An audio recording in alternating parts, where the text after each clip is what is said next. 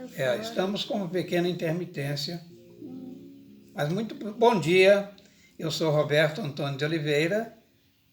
E eu, Leila Rocha de Oliveira. Nós somos do Centro de Estudos Espíritas Allan Kardec. Centro de Estudos Espíritas Allan Kardec, aqui da cidade de Olambra, interior de São Paulo. É uma alegria estar com vocês e nós vamos dar continuidade ao que nós estávamos comentando ontem no nosso bate-papo do nosso Café com o Evangelho. Nós estávamos falando ontem, para quem não participou ontem do nosso Café com o Evangelho, nós iniciamos falando sobre o bandeirante do Espiritismo. Bandeirante do Espiritismo, Caibar Schutel. E nós falamos sobre a vida dele na infância. Caibar Souza Schutel, né? Ele, com em torno de seus 10 anos de idade, ficou órfão do pai. 6 meses depois ficou órfão da mãe. Foi morar com o avô paterno, que era farmacêutico. Ele começou a aprender aquele ofício de farmacêutico. Ele nasceu em 1868. Naquela época, o estudo ainda era um pouco incipiente. Então, ele era um prático de farmácia. Ele aprendeu o básico da farmácia e ali ele trabalhava com o avô. Começou a estudar no Colégio Pedro II, no Rio de Janeiro, ainda na época do Império. Pedro II, colégio até hoje, é um colégio muito conceituado, aonde o ingresso nele é mediante concurso público, com uma prova, uma avaliação rigorosa, e ele estudou ali até os 17 anos, mas como ele era um pouco acima da média, muito inteligente, ele cansou daqueles estudos e resolveu se afastar do colégio. E os pais, e só para relembrar quem não estava aqui ontem conosco, os pais haviam desencarnado, mas o pai, enquanto vivo, naquela época existiam muitos os cassinos aqui no Brasil, e o pai acabou se viciando com os jogos nos cassinos e ele perdeu o patrimônio que ele possuía. E o Caibar estava enveredando por esse caminho, então ele resolve sair do Rio de Janeiro para preservar a saúde, evitar de ficar enfermo, ficar viciado, e ele vem para o interior de São Paulo e acaba chegando em Matão, que era uma cidade, ou melhor, era um vilarejo ali. Ele começa a trabalhar em benefício daquele local, ele sempre foi uma pessoa muito caridosa. A cidade cria-se, passa a ser uma cidade. Então, o primeiro prefeito foi o Caibar, e só para a gente ir recordando que nós vimos ontem. E hoje nós vamos dar continuidade ao que nós vimos ontem. Só um instantinho, por favor, Leila. É que os nossos amigos do Facebook, eles perderam contato conosco. Eu tive que reiniciar a conexão aqui. Vou pedir desculpas a vocês, mas agora já estamos novamente ao vivo. Mandando um abraço para a Mara, para a Sueli. Aos pouquinhos os amigos vão retornando novamente. Acontece às vezes isso, por isso que nós postamos no YouTube a gravação, porque quem não conseguir assistir ao vivo pode depois assistir pelo YouTube gravado ou rever o nosso bate-papo. Mas nós tínhamos ontem comentado até o momento que o Caibar tinha começado a sonhar muito com os pais, ele é religioso, católico, não conseguiu explicações diante do padre. O padre não conseguiu explicar a ele por que tantos sonhos recorrentes com os pais já falecidos.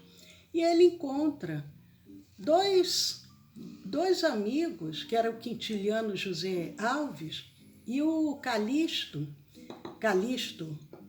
sobrenome Prado, e eles faziam reuniões práticas espíritas em casa, práticas espíritas domésticas, no próprio lar.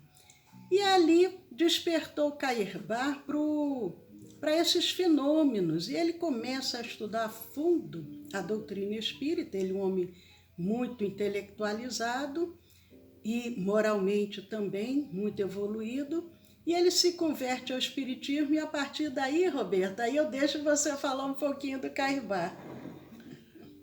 Nós percebemos, ou melhor, identificamos que aqueles espíritos que já renascem com uma bagagem moral e cultural vasta, eles não perdem muito, não investem, não vou dizer perder, não investem muito tempo, como costuma se dizer no jargão popular, lustrando os bancos escolares. Então, essa fase do scholar, do nosso biografado, Cairbar de Souza Schutter, foi muito breve, como vimos ainda. Mas recordamos então ontem, né, que dando a continuidade, que no dia 15 de julho de 1905 foi a data em que ele fundou o Centro Espírita, o Grupo Espírita Amantes da Pobreza. Hoje é o Centro Espírita O Clarim, é só para atualizar uma nota que nós não avançamos ontem, né? Agora, ele era, já vimos, uma pessoa de grande iniciativa, um espírito acima da média, bem acima e adiante também no seu tempo. Então, já vimos que ele imprimiu, ou seja, ele montou uma gráfica em casa, depois, quando as tiragens começaram a aumentar e justificavam o investimento, eles terceirizaram esse investimento. Ou melhor, essa fase de impressão do editorial Clarim e também da Revista Internacional de Espiritismo, ambos ainda hoje em circulação, o que é muito raro. Abrindo aqui um parêntese, porque eu estou vendo aqui no Instagram pedindo se pode, solicitando uma participação ao vivo no vídeo, só que eu não sei como que isso funciona. Eu preciso aprender mais um pouco sobre essa técnica, mas se vocês quiserem mandar alguma mensagem que a gente visualize por escrito, porque para esse bate-papo assim ao vivo nós ainda não estamos qualificados. Mas o que nós percebemos aí diante do que o Roberto comentou? Cairbar, ele, a partir do momento que ele descobriu aquela nova doutrina, que é o Espiritismo, Consolador Prometido, ele não ficou somente naquele conhecimento incipiente. Primeiro, ele foi buscar aprofundar para entender o que era aquela revelação que ali chegou até ele. Chegou numa cidadezinha lá no interior. Mas ele parte para o trabalho.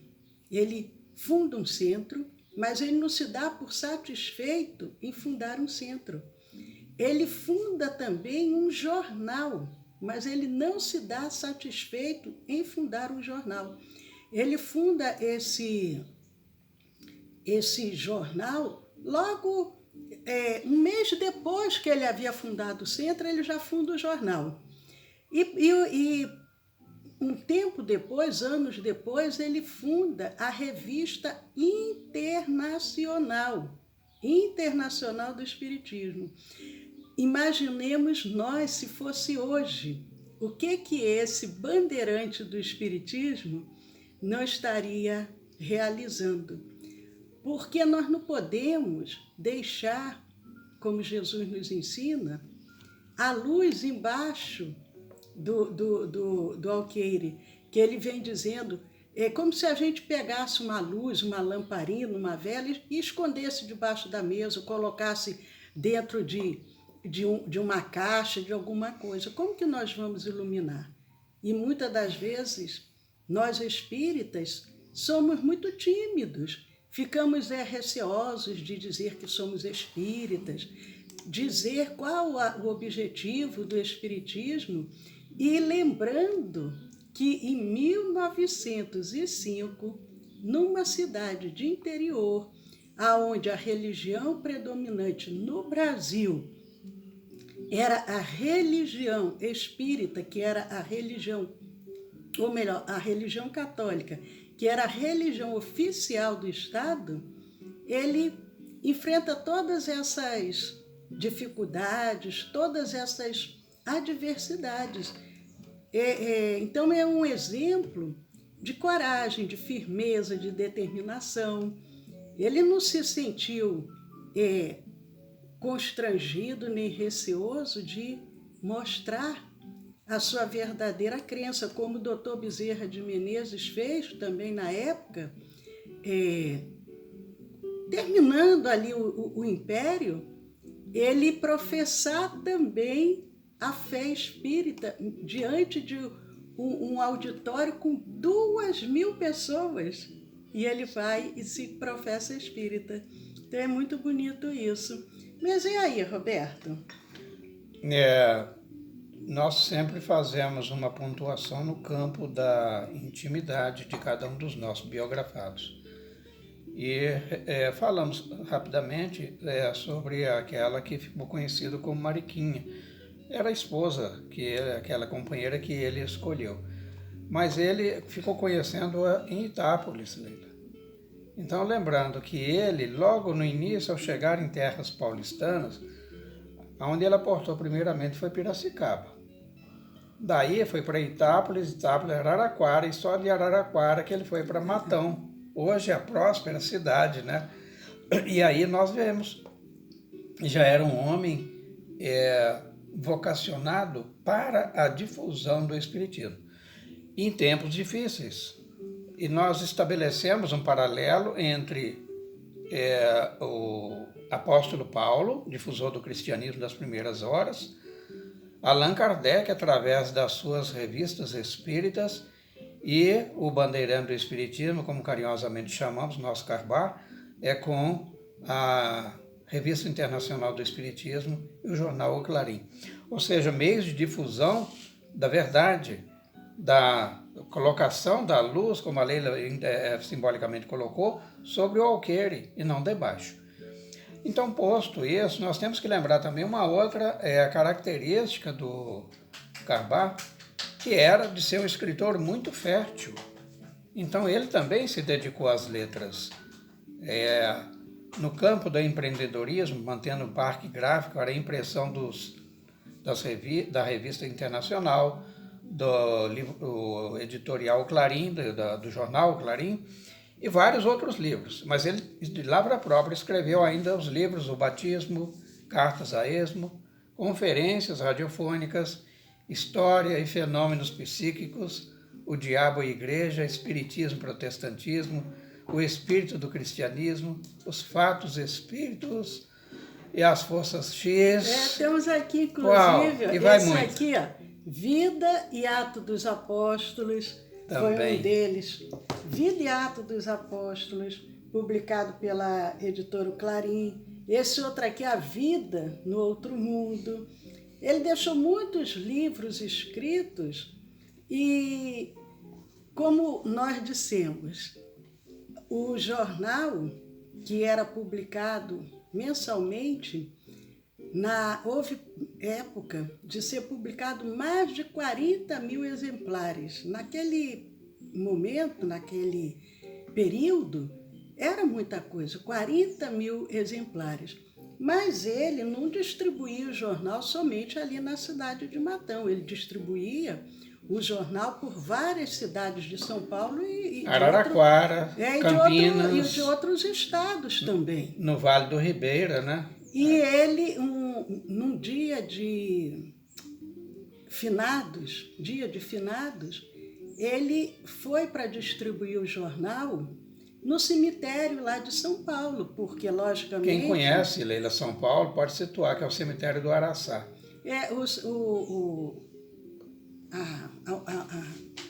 A matéria ali do jornal era condizente com aquele momento, para esclarecer com relação à vida que não se acaba, enfim. Então, ele foi para distribuir cerca de 5.000 exemplares no cemitério. E aí o que acontece, Roberto? Então, é muito apropriado porque quem vai no cemitério não está esbanjando alegria, isso é um fato.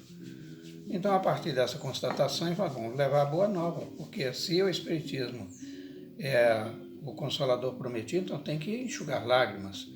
Então, um daqueles que trabalhava, membro da equipe dele, na porta do cemitério, está distribuindo, e de repente chega a polícia por ordem do delegado, que era o Rudy Ramos, né? Ele interrompe aquilo ali, faz a apreensão de todo o material e, caso haja desobediência, a partir dali seriam presos.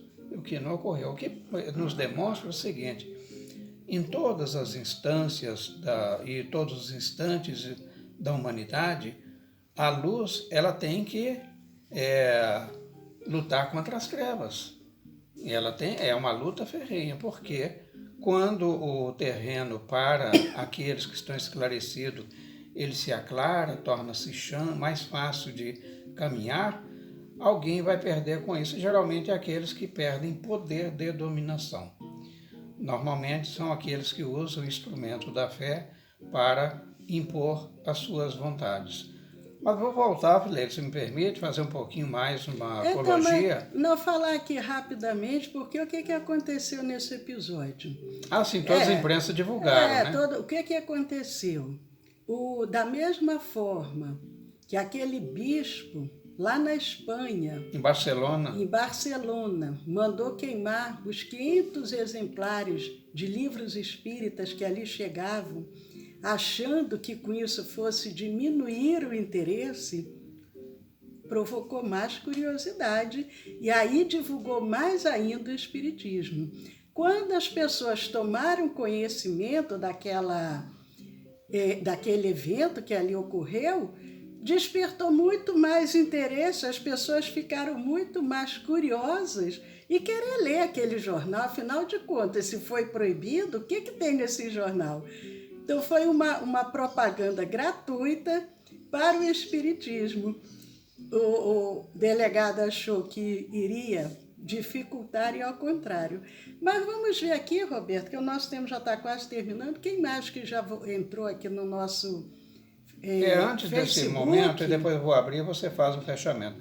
Eu queria fazer um comentário à margem disso que a Leila fez aqui, que até hoje, na atualidade, nós vemos. Nós vimos, por exemplo, aquela produção ali do Porta dos Fundos, que as pessoas começaram a falar e lá atrás já teria sido esquecido, até pela abordagem. Assim como, por exemplo, quando se noticia um suicídio e se divulga, outros mais vão se sentir também incentivados. Então é o chamado efeito psicológico negativo. Mas eu vou falar ainda, Leila, só espremendo bem o tempo, sobre esse empreendedorismo do Carbachútil, porque ele não mediu esforços para imprimir, para divulgar pela mídia impressa, que na radiofônica existia, mas muito caro, tanto é que ele ia todo final de semana, ficou célebre as conferências radiofônicas, transformou-se em livro, né, em Araraquara, que era a PRD4. Então ele saía de Matão, que era pertinho, né, 30 quilômetros, hoje, né, mas naquela época nem tanto, era uma boa distância, mas ele lá ia. Então ele, para imprimir, como dizia, os livros e os periódicos, ele adquiriu máquinas, papel, tinta, colas e outros insumos para impressão. Então sempre procurava escolher material de primeira classe. E aí desse esforço surgiu o que hoje nós temos, que é um patrimônio para o espiritismo e divulgação, que é a Casa Editora O Clarim. Vai aqui, não é uma propaganda, é apenas uma homenagem justa, no meu entendimento. Exatamente. Bom, vamos ver quem se encontra aí no nosso YouTube. Não, no Facebook. No Facebook, Daniele, Arlete, oi Fátima. A Mara está dizendo que aqui, antigamente, Fernandópolis, nós também fazíamos esse trabalho no cemitério Finados. Olha que maravilha. Olha que essa árvore, né, ou seja, o exemplo, né, quando é bom, ele deixa raízes, né? Que bom, Mara. Mais alguém aí para Deus gente abençoe mandar um vocês abraço? Aí. Mais alguém que esteja aí para a gente mandar algum abraço? Arnaldo. Aí o Arnaldo Reis, Arnaldo. né, Arnaldo? Como é que tá aí os States? Nossa curtida para você aí. Mas o nosso tempo já terminou. Nós ainda não dissemos por que o Cairbá é considerado o bandeirante do Espiritismo. Essa deixa é para você. Mas aí amanhã a gente vai falar. Hoje é terça-feira, 20 horas, nós temos o nosso estudo do Evangelho. O nosso estudo do Evangelho, ele serve como preparação para a nossa reunião de irradiação e vibração à distância, que é realizada toda terça-feira, de 20h30 às 21h30. Então, os trabalhadores que fazem parte dessa reunião, lembrem para já irem se preparando com relação à alimentação, com relação ao dia de hoje. E aqueles que vão participar do tratamento também. O que é que nós orientamos? Uma alimentação leve, sem carne, até no máximo 18h30. E aí depois de 9h30 da noite, aí pode fazer uma outra refeiçãozinha leve. Então, e amanhã nós continuamos. E amanhã prometo que amanhã eu vou dizer por que ele é chamado o bandeirante do Espiritismo. Mas eu vou cobrar, hein? Mas tem Olha, muito vocês mais, fiquem quietinhos aí, porque eu vou cobrar dela. Tem muito mais coisas a falar sobre o Cairbá.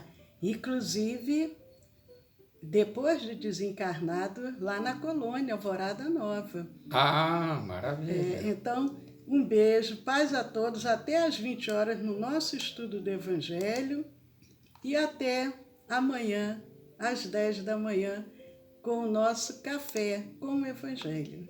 Paz a todos. Queridos irmãos e irmãs, mais uma vez, foi muito prazeroso estar com vocês. Esperamos nos rever amanhã, neste mesmo horário, falando sobre essa bela alma que, por misericórdia divina, aportou um dia que conviveu entre nós. Isso, Mária. Mária está dizendo, nossa gratidão a esse pioneiro do Espiritismo. Verdade, que Mária. nos deixou esse exemplo maravilhoso. É. Beijo no coração de todos.